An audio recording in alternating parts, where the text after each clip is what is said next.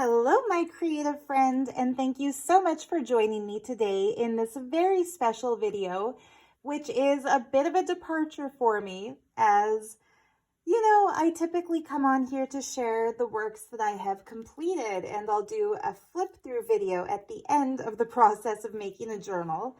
I don't often open my doors or invite you to my messy desk to let you see the process of how I come up with my journal ideas or my cover designs or, just the particular ways of layering fabric and jewelry. So today I decided instead of, trying to rush a journal to the finished process to be able to do a flip through video because, I'm still about a week away from done on the journals I'm making for my shop at the moment. Instead of rushing one of those, I decided to show you some ideas that I've got rattling around in my head that I'm working on for my own personal collection of journals. And so what you're looking at right now is a concept idea that I came up with while restoring.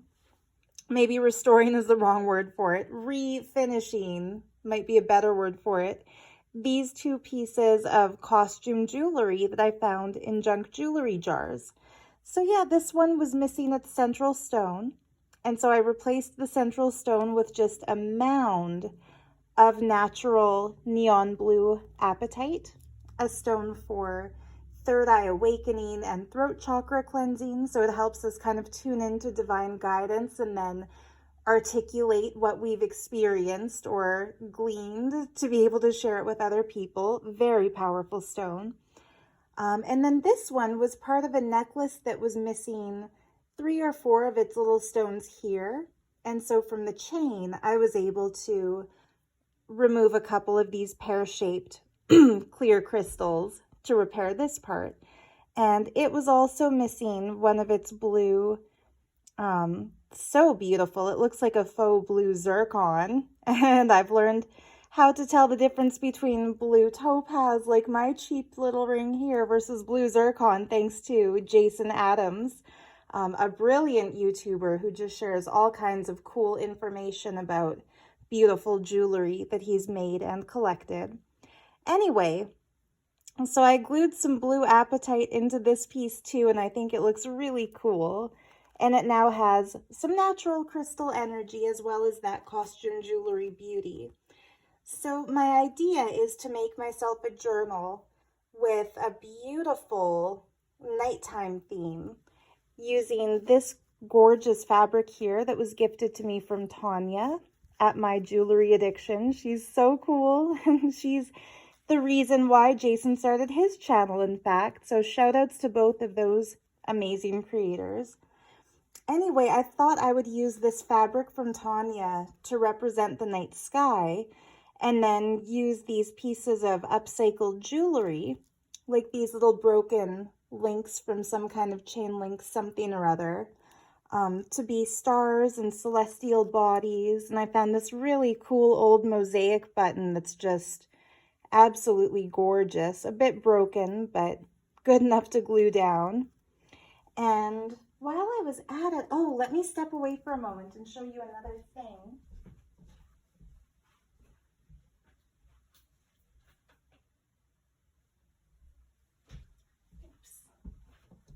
Okay, now I'm not sure where I put it, but I had some, oh, here they are.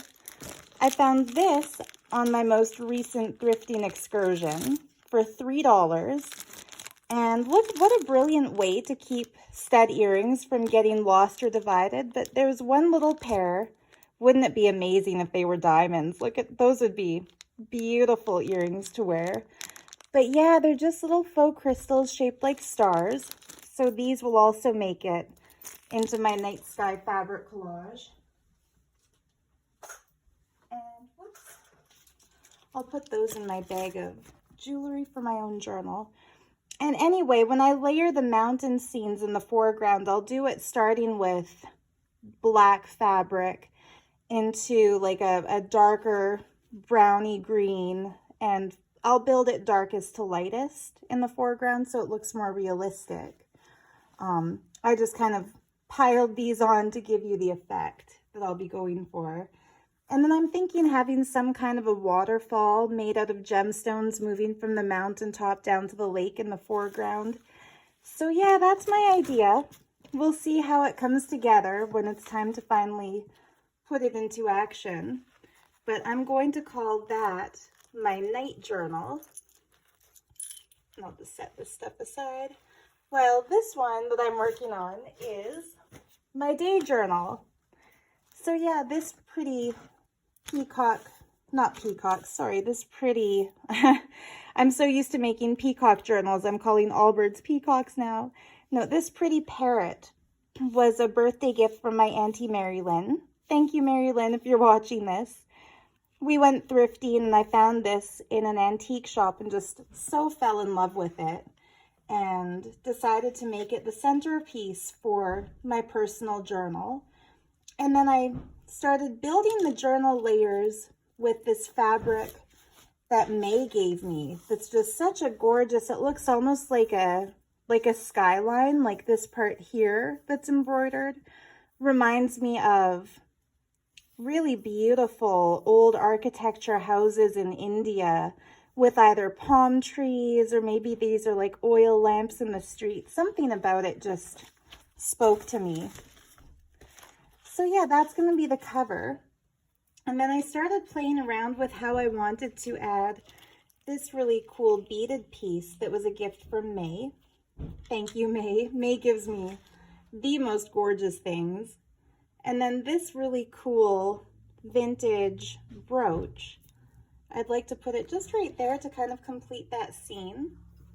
And then as I was playing with it, I had the idea to really finish this border here by gluing more of these flowers from May down like that. And then adding this beautiful brooch that's like the sun and the moon together that matches my bracelet, matches my theme for the year of celestial bodies. Yeah, so that's gonna go right up there. And that was a gift from the beautiful and talented Cat Stone. So yeah, what do you think? That's gonna be my journal cover. And this is what I think I'm gonna glue together on camera today. And we'll call that our, craft with me segment. So if you've got something you're working on too, please do get out your glue or your scissors or whatever it is that you're using. So let's see, I'm going to try to glue it down so that the flowers are on the flowers. There we go. And I'm just kind of snipping away the excess little stringies as I go. So yeah, before I pulled the materials aside for this craft with me video, I'd gone through a few different ideas of where I wanted the elements on this journal, like whether I wanted this piece on the left or the right or above or below the parrot. And I finally came to this design as my favorite because it just looks the most balanced, having the parrot kind of centered as our focal point in the journal, but having movement that takes us off the page, so to speak, beyond the frame, is what makes it look like it kind of comes to life a little bit. So yeah, I think once I'm happy with this, I'll glue it down.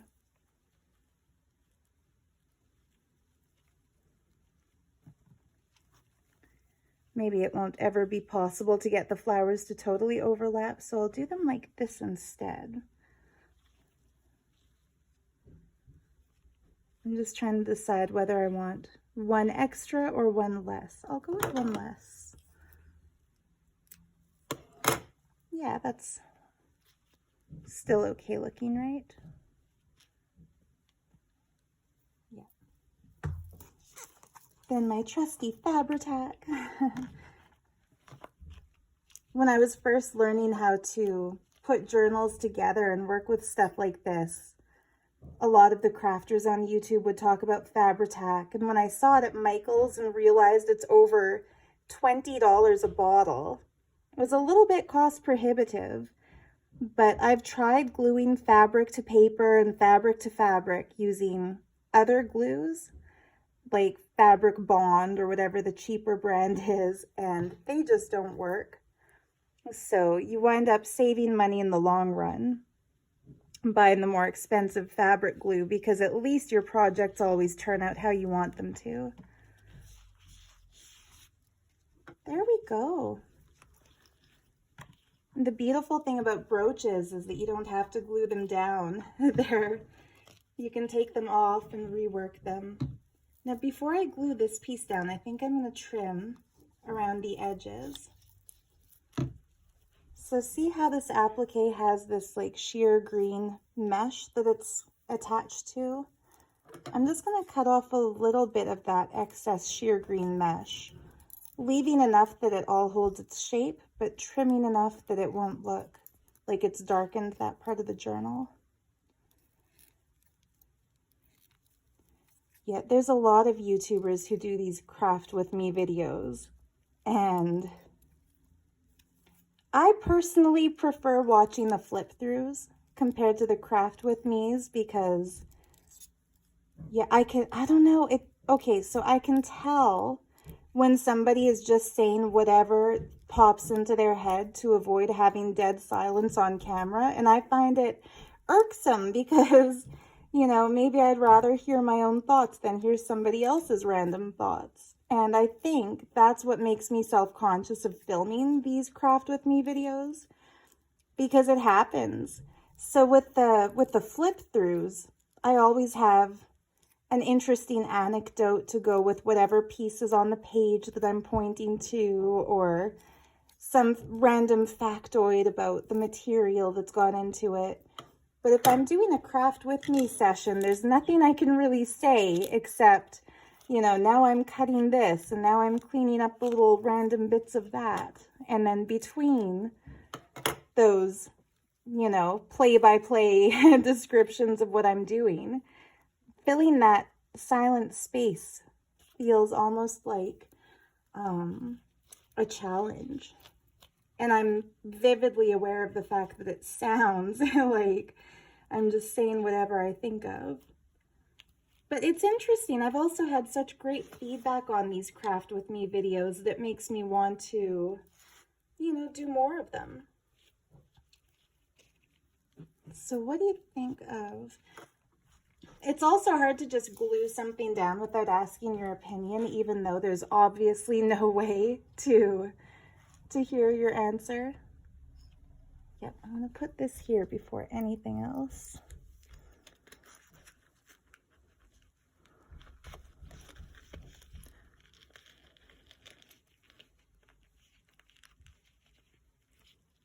How pretty is that? Okay. Yeah, and then obviously when you're doing something that requires a little bit more attention to be paid, like pinning a brooch back and trying not to tear any of the fabric embroidery details, or applying glue to the back of an applique like this, there are those times when it's hard to say anything at all, and then there'll be just total, complete silence in the video. And I always feel like I should fill every moment with gab. But there we go. It'll be what it'll be. My favorite thing about this gorgeous green applique from May is that it kind of reminds me of a shooting star. Like this being the star and then that being the tail. And even though we're positioning it facing kind of a different orientation from what a shooting star would be, it still gets that vibe, or gives that vibe. Really cool. I'm going to put a little dab of glue in here too. Sometimes these appliques will have loose stones, and you can just glue those down with Fabri-Tac too.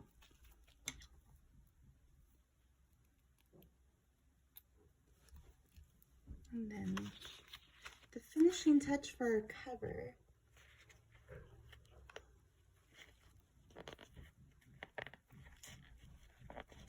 And I realize I've done this upside down, but that's okay.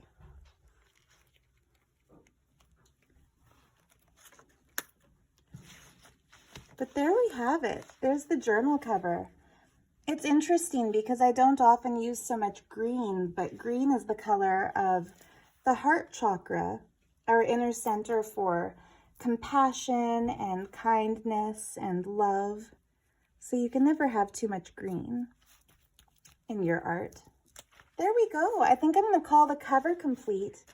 And I'll show you a little bit of what the inside of this journal looks like, although I'm not going to go to the next step today in the crafting process of gluing the pages in. I'm going to save that for, you know, I'll do that off camera. You can see I've got a big stack of papers and cool things here, but I just find it so much easier to craft when I'm not trying to think of words to describe the crafting. Anyway, you can tell how big of a fan I am of Kat Stone's art because the very first piece that we see when we turn the page and open the cover is this gorgeous Egyptian paper doll that she made. And I love the fact that this doll is wearing a snake as an ornament, coiled up one arm and then kind of wrapped around her back and up the other side. Just so beautiful looking. Snakes, of course, are not meant to be evil, as we sometimes mistakenly think of them due to biblical references, but snakes to the ancients represented wisdom, love, and loyalty. So it's kind of cool to see that snake in a beautiful context. I set these aside. I'm going to use one of these in May's next journal, and then a piece somewhere in my own. But yeah, these are just some pretty pages that I tore out from art history books and things. Lots of white space because I plan to use this journal. That's a beautiful painting of swans that Kenley made for me to put in here.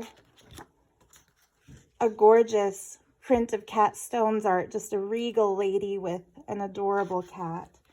Her dancer Aziza.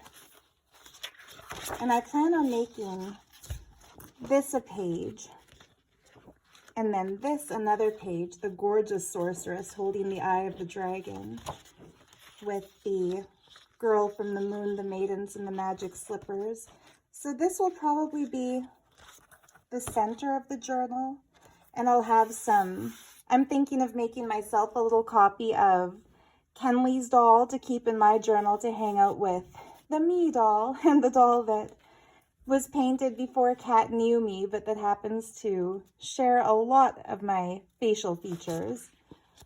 Anyway, so yeah, and I've put her as the first and the last page. But yeah, we'll see how this project comes together. And of course, once my book is complete, I will definitely do a flip through video. But in the meantime, I hope you enjoyed that little glimpse at my cover construction process. It wasn't really a whole cover, but yeah. Let me know what you're working on. Are you making any special journals for yourself this year? Usually I would have started my annual journal a lot earlier than, you know, late May, early April. Or sorry, late March, early April. But I've been so bogged down in the best possible way. I'm not complaining about it, but yeah, working so much on custom order journals that there hasn't been as much time to do this personal piece for myself. But yeah, I'm glad today's video was a great excuse to work on it a little bit. Next time I might share with you one of my prized book possessions, this late Edo period Japanese manuscript that's truly falling apart. But anyway, that's just a teaser. More on that in a future video. In the meantime, thank you for joining me today. Let me know, what do you think of my night journal idea? Any ideas for how to put that baby together? And I'd love to hear, like I said, what you're working on. What's your craft of the moment? So much love to you and happy art making. Until next time. Bye for now.